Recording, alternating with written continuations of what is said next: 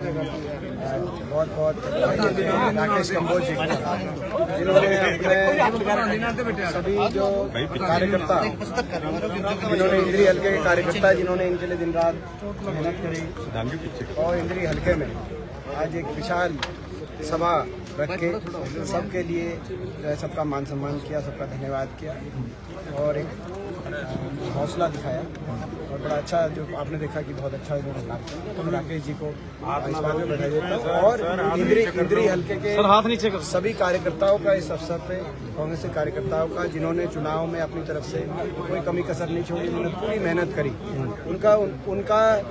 उनको हम धन्यवाद करते हैं, उनको बधाई देते हैं कि इंद्री के विधानसभा क्षेत्र के कांग्रेस के कार्यकर्ताओं ने बहुत अच्छा चुनाव लड़ा। विधानसभा में कई परेशानियों का सामना भी करना पड़ा हमारे उम्मीदवार को। इनकी हेल्थ थोड़ी ठीक नहीं थी उस समय, तो हमारी इनकी जो बेटी थी अपूर्वा, उन्होंने अपना चुनाव की कमान संभाली कई देर।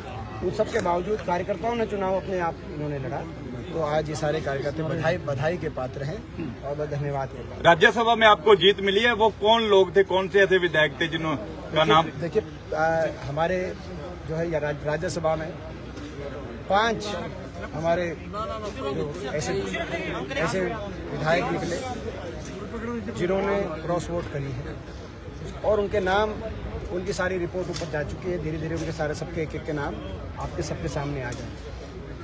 बहुत ही भारी साजिश षड्यंत्र रचा गया, सारे अनैतिक हथकंडे अपनाए गए भारतीय जनता पार्टी द्वारा एक गरीब घर से आने वाले हमारे उम्मीदवार करमवीर बौद्ध को हराने के लिए। एक राज्यसभा सीट में बीजेपी का कुछ नहीं है, आज इतनी बड़ी सत्ता है बीजेपी के पास, लेकिन लोकतंत्र का ऐसे गला घोटा जाए, साम दाम दंड भेद का प्रयोग किया जाए। विधायकों के पास कोई विधायक नहीं बचा होगा जिसके पास इस तरह के कॉल नहीं आए होंगे। प्रदेश के और देश के बड़े बड़े नेता भाजपा के कॉल कर रहे हैं, हर तरह का ऑफर दे रहे हैं, खरीद फरोख्त के एक इतनी भारी भाजपा का एक मंडी का रूप दे दिया है लोकतंत्र को। और उसके बाद जो खरीद फरोख्त के काबू नहीं आ रहा उसको धमकियां दे रहे हैं, धमकियां तक कि फला विधायक को अंदर कर दिया था, फला विधायक को अंदर कर दिया था, आपको भी अंदर ठोक देंगे। कुछ जिन पे मुकदमे हैं उनको और ज्यादा तो प्रेशर। और जब ये सब फेल हो गया तो उसके बाद धक्का पूरी तरीके से जो इनवैलिड वोट जो की गई, पहले परमवीर जी की हमारी इनवैलिड वोट की गई जी, बिल्कुल उनकी वैलिड वोट है, उनका वीडियो पूरा प्रदेशवासियों को दिखाया जाए।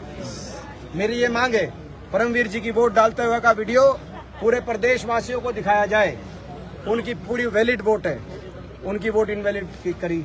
उसके बाद और भी हमारी जो 3 ऐसी वोट कि भाई जो है अपना कहीं कैसे ना कैसे करके जो हमारे चुनाव अधिकारी यहाँ बैठे हुए थे, पंकज अग्रवाल उनका नाम है, मैं उन्हें कहना चाहता हूँ कि चंडीगढ़ के मेयर चुनाव में जो एक मसीह नाम का एक अधिकारी था जिन्होंने वहां पर पार्षदों की वोट चोरी करने की कोशिश करी, लेकिन इन्होंने यहाँ पे विधायकों तक की वोट चोरी करने की भी कोशिश करी, लेकिन उसके बावजूद जीत सच की हुई, जीत अच्छाई की हुई, जीत कांग्रेस पार्टी की हुई। और इन सारी ताकतों को हराते हुए दिल्ली के अंदर राज्यसभा में जाकर शपथ लेंगे तो हमारे भाई करमवीर नंदल कह रहे हैं कि मैं हाईकोर्ट जाऊंगा, जो परमवीर का वोट है वो गलत है, हुड्डा साहब को दिखाया गया। परमवीर का देखो तो वोट तो हुड्डा साहब को दिखाना ही जो थे बर्त बेनीवाल का वो भी दिखाया ये तो दिखाना जरूरी है ही।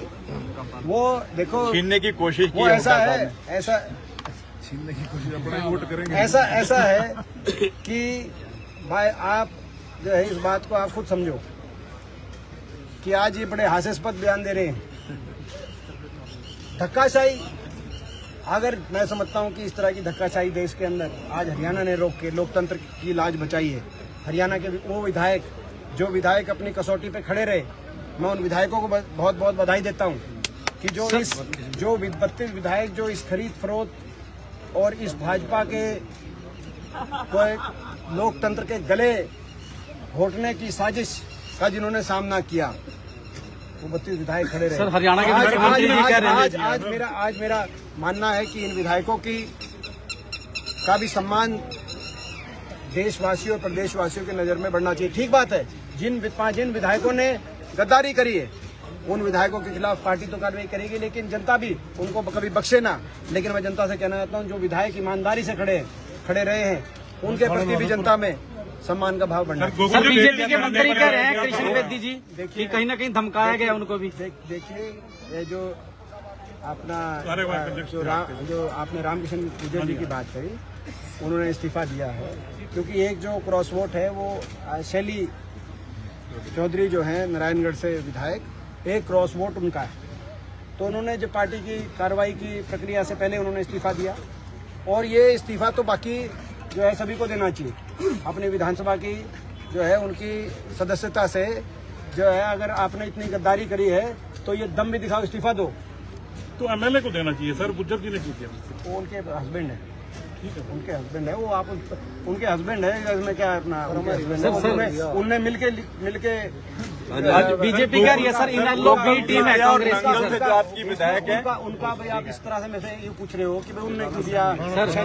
सर दोनों का फैसला होगा यार। गोकुल देवरिया मुख्यमंत्री कह रहे हैं बी टीम है, इनेलो बी टीम है कहीं ना कहीं कांग्रेस की जी। नायब सिंह सैनी कह रहे हैं मुख्यमंत्री जी। देखिए, इनेलो की बताओ, सुनो, इनेलो को कहा था एक हफ्ते पहले हुड्डा साहब ने कि अगर आप बीजेपी के खिलाफ हो और कांग्रेस के खिलाफ हो, आप प्रेस कॉन्फ्रेंस करके कह दो कि आप वोट नहीं डालोगे। इनेलो ने कहा कि हम कल करेंगे। फिर इनकी मीटिंग बुलाई, उस मीटिंग में सबने, इनके बाकी लोगों ने कहा कि अगर बचना है तो ये कह दो कि भाई हम वोट नहीं डालेंगे, बीजेपी को मत देना। मगर फिर भी फैसला नहीं किया। फिर एक और बता 2 दिन बाद करेंगे, 3 दिन बाद करेंगे। फिर कहा कि जी हम वोटिंग वाले दिन करेंगे प्रेस कॉन्फ्रेंस। वोटिंग वाले दिन टाइम दे दिया, 12 बजे करेंगे। जब 12 बजे तो पता चला कांग्रेस के कितने अभी वोट, बोले कांग्रेस की सारी वोट नहीं अभी पड़ी। तो बोला 3 बजे, पहले 2 बजे, 12 बजे से पहले कहा 2 बजे, 2 बजे का कहा 3 बजे। जब ये क्लियर हो गया कि कांग्रेस के 30 से ज्यादा वोट कांग्रेस के कैंडिडेट के पक्ष में पड़ गई, और ये जो क्रॉस वोटिंग कराकर क्रॉस वोट कराना चाहते थे, ये 8 क्रॉस वोट, उसमें असफल होगी। और भारतीय जनता पार्टी इतने असफल जो है हमारे संग, तब ये भी इनेलो मैदान से भाग गई जब ये पता चल गया कि हमारे उम्मीदवार तो जीतेंगे। जब ये क्लियर हो गया तो उसके बाद इनेलो मैदान से 3:30 बजे प्रेस कॉन्फ्रेंस करी, 4 बजे तक वोटिंग थी इनेलो की। और एक हफ्ते पहले उनसे कहा था अगर तो बीजेपी के खिलाफ तो कह दो वोट डालने नहीं जाएंगे। तो किसकी टीम मानते हैं सर? लेकिन नहीं, हम तो किसकी माने, जनता को पता है, जनता को पता है जब कि वो किसकी टीम है। टोटल बीजेपी की टीम है इनेलो। लेकिन मैं समझता हूँ कि भाजपा ने आज प्रजातंत्र, ये भी एक इसी बात का संकेत है कि हर प्रदेश में इनेलो टाइप के पिट्ठू पार्टियां भी हैं बीजेपी के, जो विपक्ष की वोट में सेंधमारी के लिए जिनको छोड़ा जाता है। तो ये भी आज एक मैं समझता हूँ कि आज जनता के लिए, जागरूकता के लिए ये बात। एक अंतिम सवाल है सर, कृष्ण बेदी जी कह रहे धमकाया गया मुझे भी जब मैं वोट डालने गया था बीजेपी के कांग्रेस के विधायकों द्वारा। देखिए, वहाँ पे जो मेरी जानकारी है वो जो है उसमें भाई जब वो वोट वहाँ पे हो रही थी तो हमारे कैंडिडेट करमवीर बौद्ध जी का और उनका कोई आर्गुमेंट हुआ था कृष्ण बेदी जी का, क्योंकि वो हमारी वोट धक्के से इनवैलिड कर रहे थे। इस बात को लेके कोई आर्गुमेंट हुआ। धन्यवाद।